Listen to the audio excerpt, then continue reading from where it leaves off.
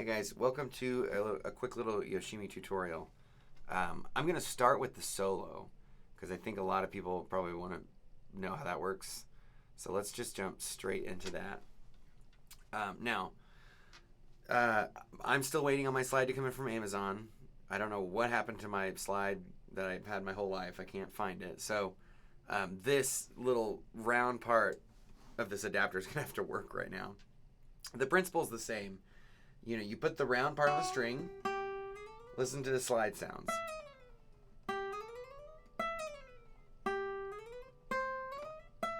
So you just stick the slide, whatever you're using as a slide, hopefully a real slide. You just like in the middle of the fret, just like you would with your fingers. Right? So I'm just gonna follow the tab. This whole thing is on the first string. You follow that, you're not gonna go wrong. You just need to be mindful of the rhythm. So with the rhythm, we're gonna set it to not that. Here we go. We'll take it at 100 beats per minute just to get through it. So here we go. Here's what it sounds like and kind of looks like. 2, ready, and.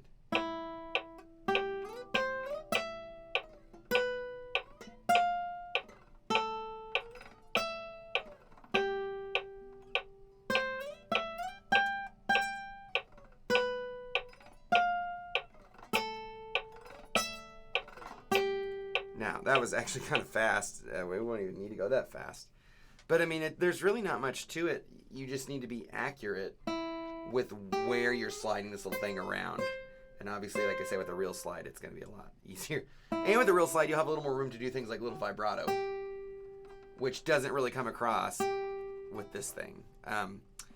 But the more you work with it, the easier it will become, and the more you'll find yourself doing things to I don't know, make the sound kind of neat.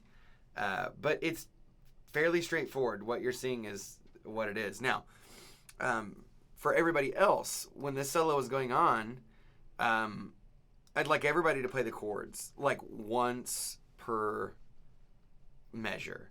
So like, for instance, like when that's going on, whoever takes the solo, 1, 2, 3, 4, E minor, 1, 2, 3, 4, 2, 3, 4, 2, 3, 4, 2, 3, 4, 2, 3, 4, 2, 3, 4, 2, 3, 4. Actually, these should probably be F major, not F major 7. So allow me to fix this. I do apologize. We'll go over this in class, obviously. I can't just change a chord willy-nilly. But this really should just be an F chord, not a chord. And same here. Not sure what happened there. But that's okay. People make mistakes. I make mistakes. I mean, if you played an F major 7 chord, it would be fine. But it really does sound a little better with an F major chord. And speaking of that, before we jump into the melody, let's talk about these chords a little bit more. So I'm going to pause the video, and then now that we've done the solo, I can reset the camera angle to get more zoomed in on the first 4 frets or so. So give me 1 second. Okay. So, I mean, all of you know these chords by now. C, when you're moving from C to E minor, your middle finger stays exactly where it is. It's your anchor finger.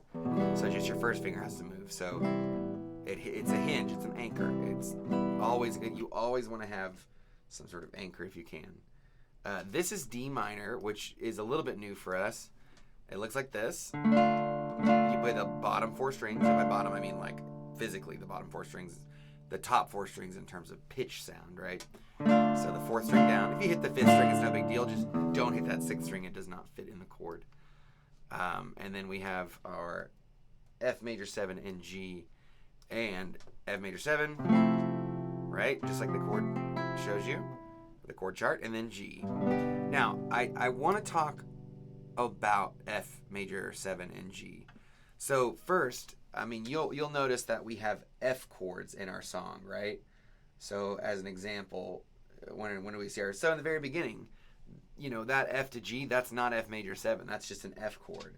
So I'm going to show you how to turn F major 7 into F major. And it's really not that hard, which is why I haven't talked a lot about it. So, F major 7, you'll notice that the first string E is open. So I pointed an arrow to that. Now, watch this. If we want to make F major from F major 7, all we have to do is close that first string. Close it off. So it's no longer open. Instead, we put our first, and I will show you how this works. That's your first finger. And like, so another way to indicate that, you're going to flatten your first finger. So this is how it would be for F major 7, like a round finger. You're going to flatten it across 2 strings. So this is F major 7, flatten that first finger. That's the only difference. So another way you could draw that to show that that's what's physically happening is to combine the black marks to show you that like this is the same finger covering 2 strings, right? So this right here would be F major 7. I'm sorry, F major, right? And it would go to G. But I want to show you something different in case you're interested in this. There's yet a different way to play F and G that some of you I think are ready for. And these are bar chords, what I'm about to show you. Okay, now I'm just going to need to work with the F chord here because the G chord's going to work the same way. So, we just talked about flattening the first finger across the first 2 strings. But you can also flatten that first finger across all 6 strings, right? So this is going to be my very sloppy way of indicating this is what's happening. Your first finger is like all across the first fret, okay? And everything else gets to stay the same. Obviously, the first string is not open in this case. And the 6th string is definitely being played here. So we can take those off. So this is our new F. Well, I say our. This is those of you that are ready for this. This is your new F. Okay, I put the chord there. Now, here's the technique behind this, okay? So with your first finger, well, you know what? Why don't you set up with F major 7 first, right? And then just lift your first finger up. Because now these are already in place and you don't have to worry about it. So what I want you to do is simply put your first finger across the first fret of all 6 strings. Flatten it like this. Your finger needs to be flat. A way to achieve that is dropping your elbow down. You know, it's hard to picture, but like I'm pushing my elbow down and forward. That makes sure that my wrist is straight. You want a straight wrist. If your wrist is bent, you're going to have a really hard time with this. And then what I'm also going to do is, well, this is the most important thing. I'm going to channel the strength from my bicep, from my arm, back on the neck. I'm going to pull it. Pull it back like this, okay? That's what, see, so here's all the open strings. Now when I do that, and I flatten it, and I pull, I'm obviously counterbalancing with my right arm, the right part of my body. And I know you can't see it, but like I'm doing this. I'm applying pressure here. So if I just had pressure here, the neck would fly forward like you're going to be able to see here. Like the neck is going to go forward like that. And conversely, if I just pull with my left hand, the body's going to fly forward. Like you can see the neck going back, and then you can see the body going forward. So doing these things at the same time keeps it still. Like when I apply pressure, you might see the guitar move slightly, but I mean, no pressure, and the guitar stays still. Do not squeeze your finger. If you're feeling tension between your thumb and your finger, if you're squeezing, you're gonna run out of energy very quickly, and this will make it miserable. So I actually don't even need my thumb at all. Now, I don't recommend doing this. Your thumb is best situated supporting your finger, but it just doesn't need to squeeze it. So anyway, if you make your F major 7, remove your first finger, flatten it out, kick your elbow down a little bit, and down towards the floor, and then towards, if someone was in front of you, put your elbow closer to them. That helps you sort of get a better angle. And then it should sound like this. This is a 6th string bar chord, major bar chord. The cool thing about this is an F chord. Here's an F sharp chord. Here's a G chord. I know our G chord is this, but you can also make a G like this. It's a movable shape. If you wanted to turn it into a minor chord, lift your middle finger up.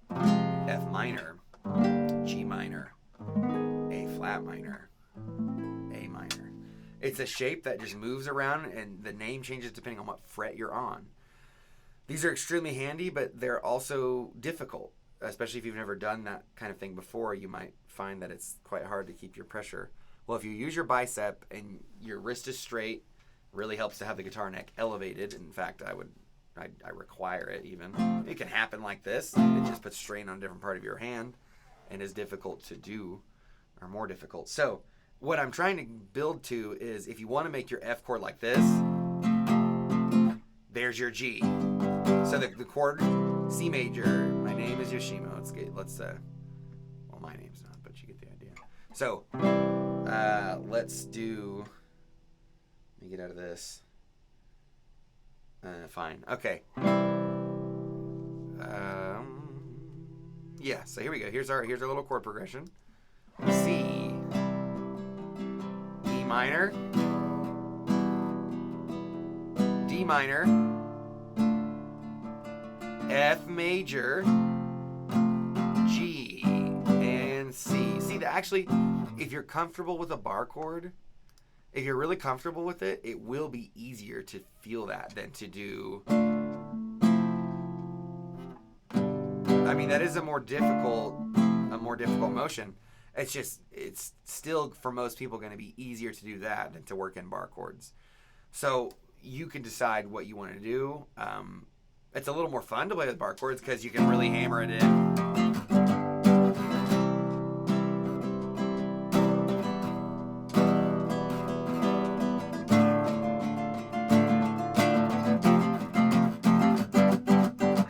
It's just a lot easier to feel and to kind of have fun with it. Not necessary, but consider it if you would like that. Okay, now one more quick thing about the chords. The strum pattern. There's a reason why I have not told you to do more than one chord per measure, maybe two. And that's because the way that the chords work in the song, if we all played it that way, it would be extremely messy sounding. Like, the rhythm would be all over the place. It would be not very clear what our rhythm is. It's kind of complex what he's doing, so we don't need to do all that. Now, I have probably already asked you, or will be asking you soon, if you would play it like you hear it on the recording. I just need a couple people doing it that way. Even one person would be sufficient. We don't want to be playing all over each other and make it hard to tell what's going on, because that is what would happen. So if you're playing chords and you're not one of the one or two people that I've asked specifically, I'm just expecting you to play one chord per measure. 1, 2, 3, 4. 1, 2, 3, 4. 1, 2, 3, 4. F and G. That's worth pointing out. If you see one letter above each measure, it's literally one chord. The whole measure is that chord. But like in this situation, when you have the F and the G, the F is on beat 1 and 2, and the G is on beat 3 and 4. Right? So F2, G4, or F, right here is this F, F2, G4. That's the only what am I trying to say? The only variation that you're going to, if you see two letters, it's coming on, the first chord's coming on beat 1, the second chord's going to come in on beat 3. That's always how it's going to work. Yeah, so I just quickly, you should know this already, but if you're having trouble changing chords, first of all, to find a F major 7 chord, I always recommend making a C chord first, and then put your pinky down on the 4th string 3rd fret, and then dropping your middle finger down to the 3rd string 2nd fret. So that's how you can easily find an F major 7 from a C chord. Again, make a C chord, pinky's going to go down on the 4th string 3rd fret, middle finger's going to drop down to the 3rd string 2nd fret. There you go. That's just an easy way to find it. But in general, especially if you're going from like an F major 7 to a G, I really recommend doing this kind of thing where your middle finger, like where is it going when it's going to a G chord? Well, it's got to move from the 3rd string 2nd fret all the way up to the 6th string 3rd fret, right? So like 3/2 to 6/3. Just calibrating those individual finger movements between chords can be extremely helpful. What about your pinky? It's here, and if you're playing the G chord with your pinky, it's got to hop down here. Of course, if you're playing the G chord with your ring finger, you're just going to make sure your pinky finger gets out of the way of your ring finger so your ring finger has no trouble getting to its destination. Speaking of the ring finger, it's here in an F major 7 or an F, and it's got to hop all the way down from string 5 fret 3 to string 1 fret 3. That's quite a leap, right? Really is. So just doing this by itself is going to be massively helpful. Do you see my elbow swinging in and out? Let your elbow help you. Your elbow is going to make that easier. If you didn't have it, your finger has to do quite a bit more work. Let your elbow help you out. It's not hard. It's fun to swing the elbow, and it really positions our fingers. I mean, look at the shape. The line. If you were to draw a line across the tips of my fingers, watch what happens as it moves from my elbow sucked into my torso. Watch as this line moves. You see? That can be extremely advantageous, especially for your pinky and ring finger, our weaker fingers. Our elbow really helps get them into a position that is far more comfortable and natural and safe to use. If you keep your elbow locked in one position, you're really closing your body off. Anyway, so that's kind of enough about chords. I mean, again, I've given you a strategy to help you change chords finger to finger, and then obviously, if you're still having trouble, I recommend 2 finger combinations. So for instance, how about our index and middle? So here's F major 7. Where are they going to a G chord? Well, there. They move as a pair. And you may not even think about that unless you've thought about it separately. We don't often think about, individual finger movements within chords. We just think about the chord we have to move to, and we hope our fingers know what they're doing. So, just doing that alone, I now feel more confident in that motion. Again, watch my elbow. It's going in and out and in and out. So, those things can really help you. Okay, enough about the chords for now. Like I said, if I've asked you to play it like the album, then you know what you're doing, or you know what I want you to do, and you're going to have to listen and do your best to mimic it. It's not going to be perfect, and really we can't do everything that they do, but I'm not going to make a tutorial for that because that is more about listening. I mean, it would confuse you more than it would help you if I made a strum pattern that actually, no, just listen and trust yourself, okay?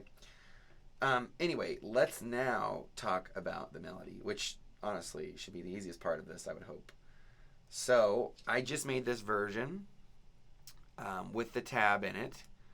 So this might be helpful for you because you see the tab and the rhythm. That's probably what you really should be looking at, is both. But you're an intermediate guitar, and there's not a single note that you haven't been taught here, so you really don't need the tab at all, unless, of course, you're one of the few individuals that we have a complete understanding with, and you do need the tab. But the vast majority of you don't, and I would prefer it if you didn't use it. But anyway, the beginning of the song, here's the first 4 measures. That's the guitar introduction. Whoever is going to play the chords, like the album, that's like solo chords. And then we have the next 4 measures, which introduces the rhythm. Okay, and so if you forgot our rhythm, let me first move to a version that shows you where you can find it written out in a way that makes a little more sense than what I'm about to show you. So right here we have some instructions. The low D means to tap with the right hand. You don't have to use the index and middle finger. At first I thought I wanted that because I thought it was a little more precise of an attack, but it's not quite what I thought it was. You can use, it's fine. You can do it that way, or you can use your thumb. So, I can just do this. Tap with right hand, index, and middle finger. How about we just wipe that little sentence out, and then just put thumb. It'll look goofy, but it will be sufficient. All right.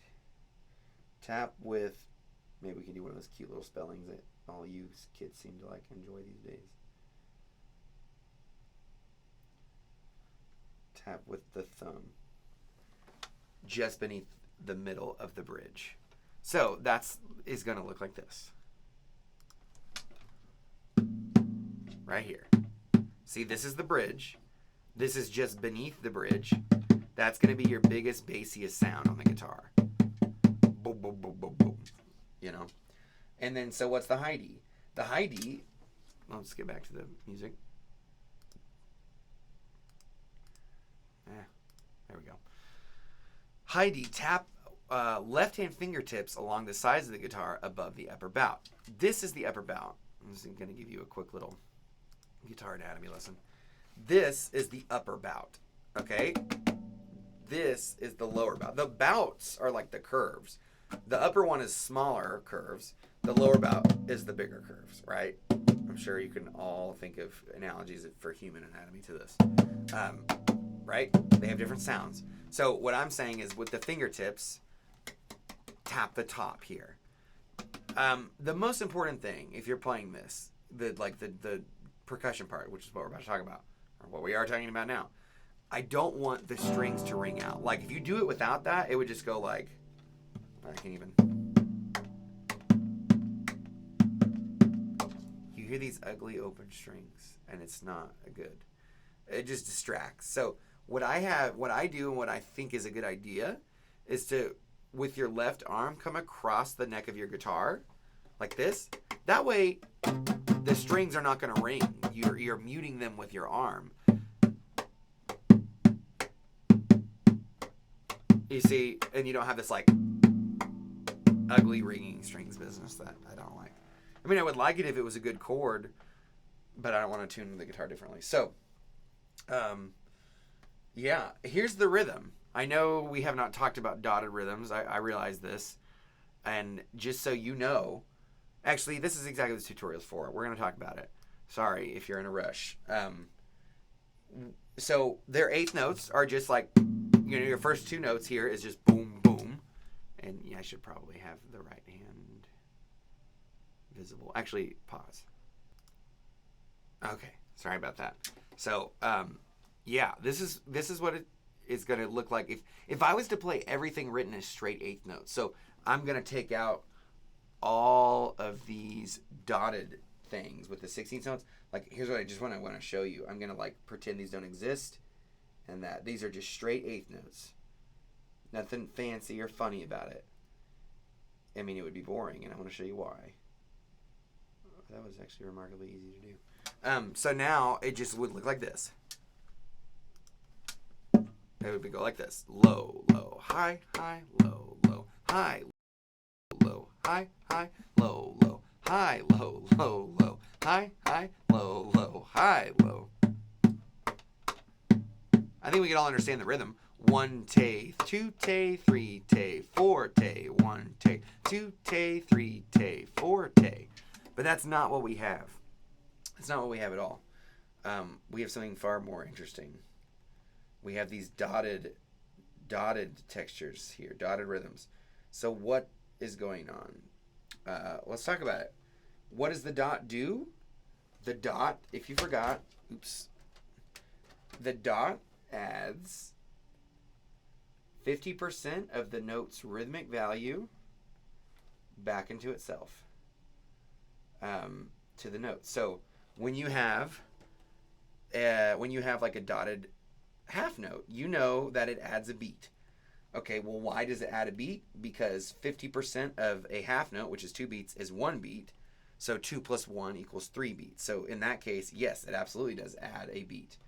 But like I've said before, if you have a dotted whole note, which if whole note gets 4 beats, then half of 4 equals 2. So 4 plus 2 equals 6, right? I'm just illustrating what the dot does in a way that we already can understand. So now when you're starting to apply the dot to smaller fractions of a beat, well, then you have to be kind of careful about your note values, your beginning note values. So a dotted quarter note, which is not what we see here, a dotted quarter note would, well, I guess I can't ask you a question if you're not here, can I? Well, half of a quarter note is an eighth note. So 2/8 notes make up a quarter note. Like you can divide a quarter note evenly into 2/8 notes. Let me just illustrate that. Quarter note equals 2/8 notes being together like that evenly. So 1, 2 equals 1 te 2 te, right? So a dotted quarter note would be the equivalent of 3/8 notes.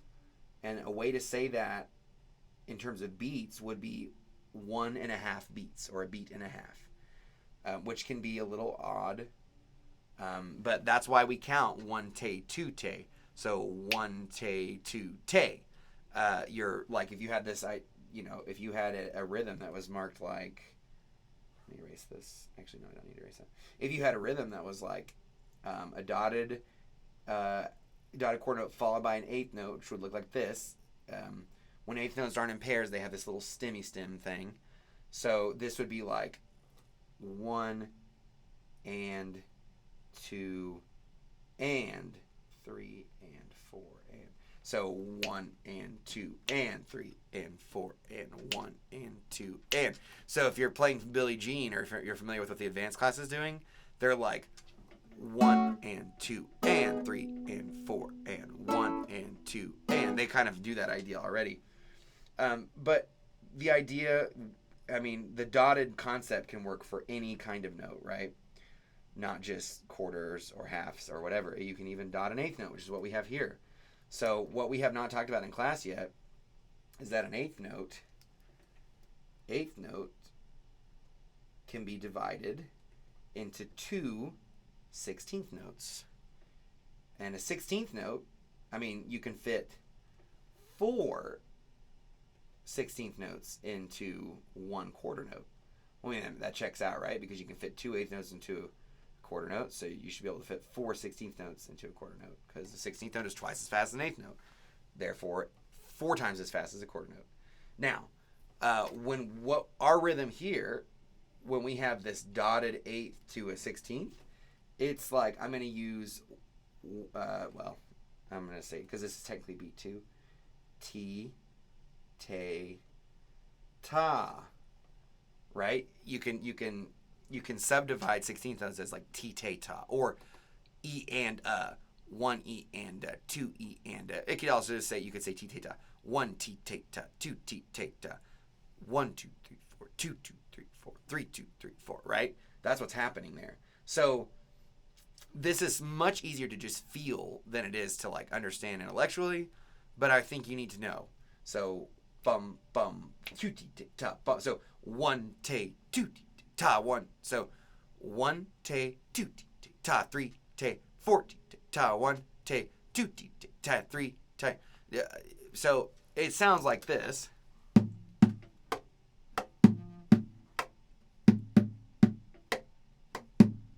So 1 te 2 T, ta 3 te 4 T, ta 1 te 2 T, ta 3 te 4 T, ta. If that confuses you, I'm sorry. You can also think about it as just making eighth notes a little bit lopsided. So instead of 1 te 2 te, how about 1 te 2 te 3 te 4 te 1 te 2 ta 3 ta 4 ta. It's the same idea. 1 te 2 te 3 te. I should be saying ta 1 ta 2 ta 4. We can definitely simplify how you think of it. Either way, that's what's going on with that rhythm. Okay, enough said about that. I apologize for that taking so long. I am not going to edit this. I do apologize. I just don't have enough time. There's just not enough time in the day. I will timestamp it, though, so you can get to where you need to go. Now, let's move on. The rhythm. I'm sorry, not the rhythm. The melody. That's the only thing we have left, right? It is. Let's get to the new tab version, shall we? Here we go. We've been doing this since August. It's just not hard. I'm sorry, it's just not hard. These are all first 3 string notes. We're in the key of C major, so no sharps, no flats. There's nothing to alter. It is pretty straightforward, you guys. The second page is mostly just a repeat of the first page. All the real content is on the first page. I think if you have the tabs, then everything else should work out. I mean, there's just nothing tricky about it. So, honestly, let's just play it together because maybe that's all you really need. So I'll just play with you. Yeah. All right. Let's start at the beginning. And now I'm just gonna play the melody. I'm not gonna play the chords. I'm not gonna do anything fancy. I want you to hear the melody by itself. So we'll take it at 80 beats per minute. 2, 3, 4. All right, here we go. We're gonna start at measure 9 because that's when we come in. So here we go. 1, 2. Wow, this is still too fast, honestly. How about 70? That's pretty much close. How about 74? Here we go. 74. 1, 2, ready, go. 1, 2. 3, 1, 2. 3, 4, 1, 2. 3, 4, 1, 2. Okay. Measure 17.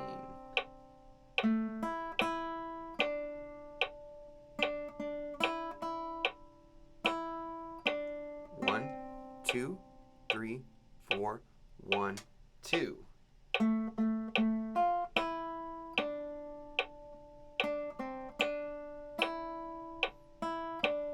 That's 24.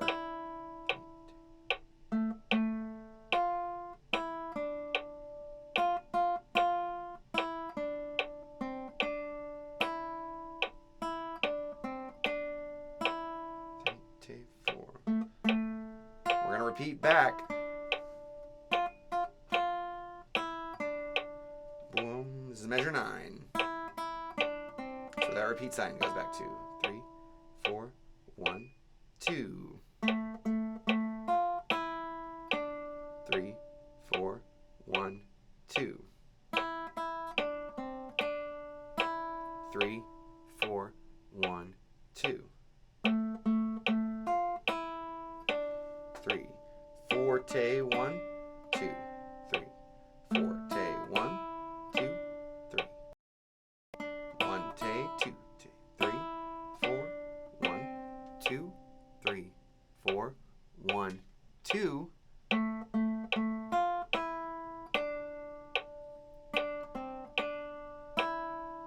Here's measure 24. 3, 2, 4, 1, 2, 3, 4. 1,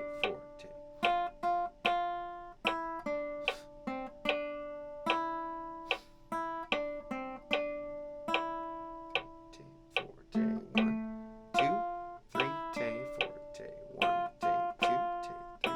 Solo. Everybody else lays out or plays the chords.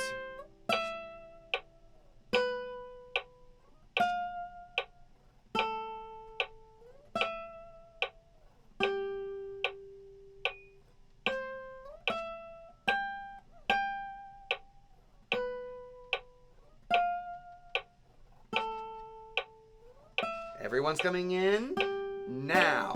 1, 2, that was 39. 40.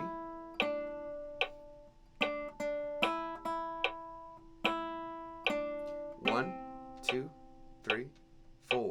1, 2. Measure 45. Sorry. 3, 2, 4.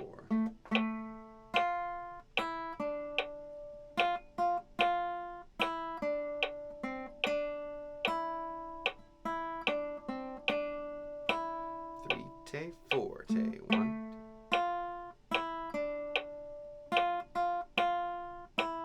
And the solo would start here again. 3, 4, 1, 1, 2, 3, 4, 1. 57. Last line. 3, 4, 1, 2.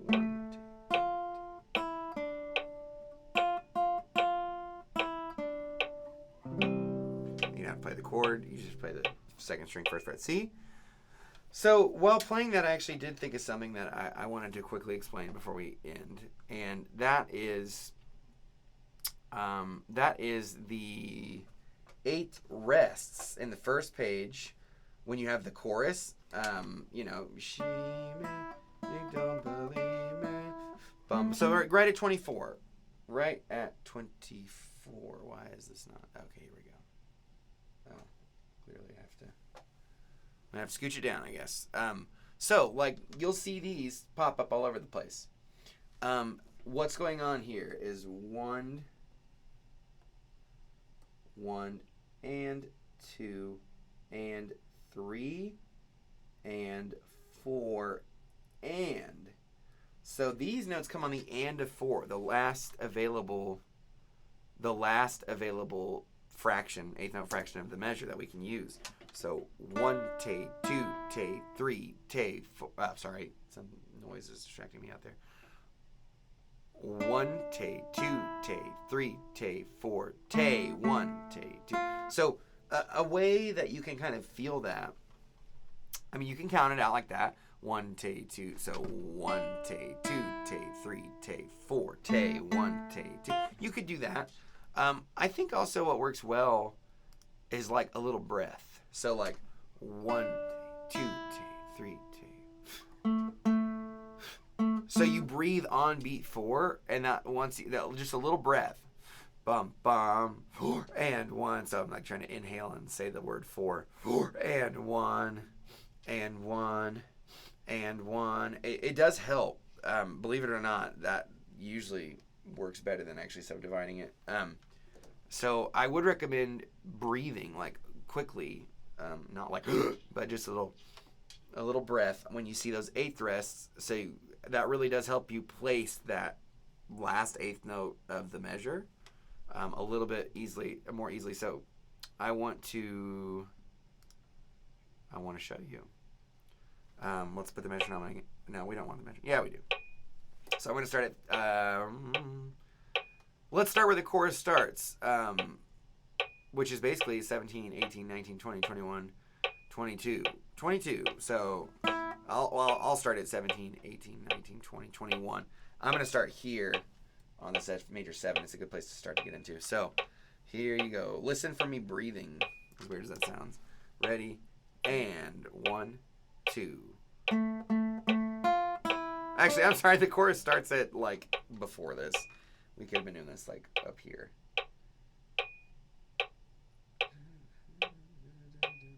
Well, we're getting to the chorus, like everything from 16. We're starting at 17. I don't care. Here we go. Ready? 1, 2, 17. Rest.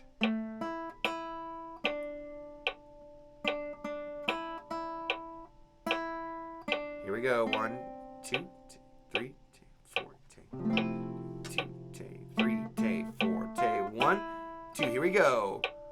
4, 1.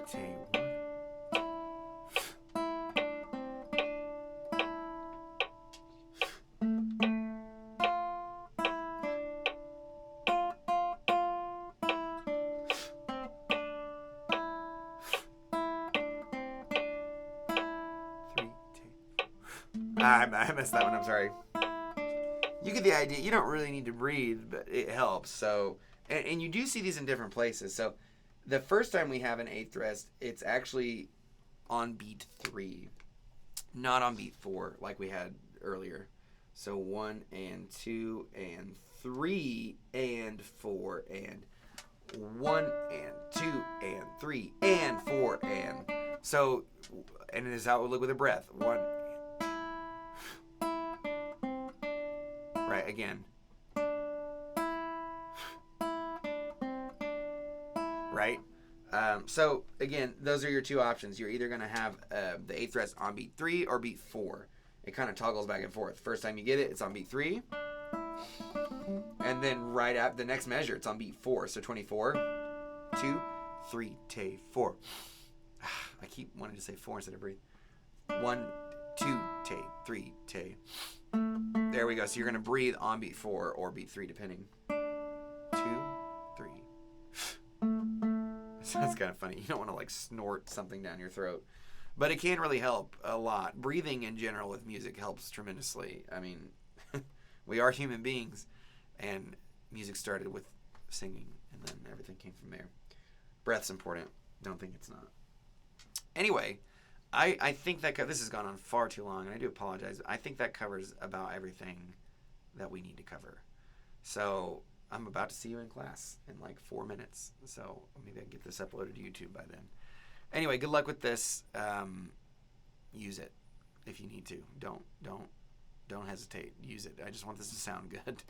So I'll see you in class.